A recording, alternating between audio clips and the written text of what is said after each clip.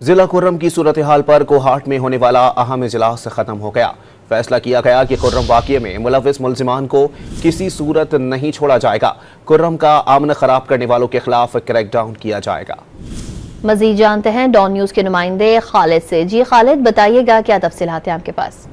जी बिल्कुल, कोहाट में जिला खुर्रम में फायरिंग पर तलब इजलास जो है, जिसमें चीफ सेक्रेटरी और आईजी पुलिस खैबर पख्तूनख्वा ने शिरकत की है। इस वक्त ये इजलास अपने अख्तिताम को पहुंच चुका है।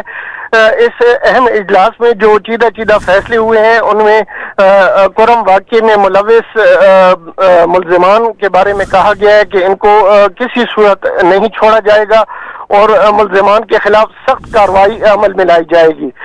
इसके अलावा ये भी तय पाया कि खुर्रम का अमन खराब करने वालों के खिलाफ और इसके मुल्हिका इलाकों में जो अमन अमान की सूरत हाल है उसको बरकरार रखा जाएगा, ताकि खुर्रम की आवाम सबका सांस ले सकें और अपनी जिंदगी अच्छे तरीके से बसर कर सकें। और सबसे अहम फैसला ये हुआ कि टल और पाड़ा चिनार रोड को जल्द अज जल्द महफूज बनाकर आम ट्रैफिक के लिए खोल दिया जाएगा। इसके अलावा मैं आपको ये भी बताता चलूं कि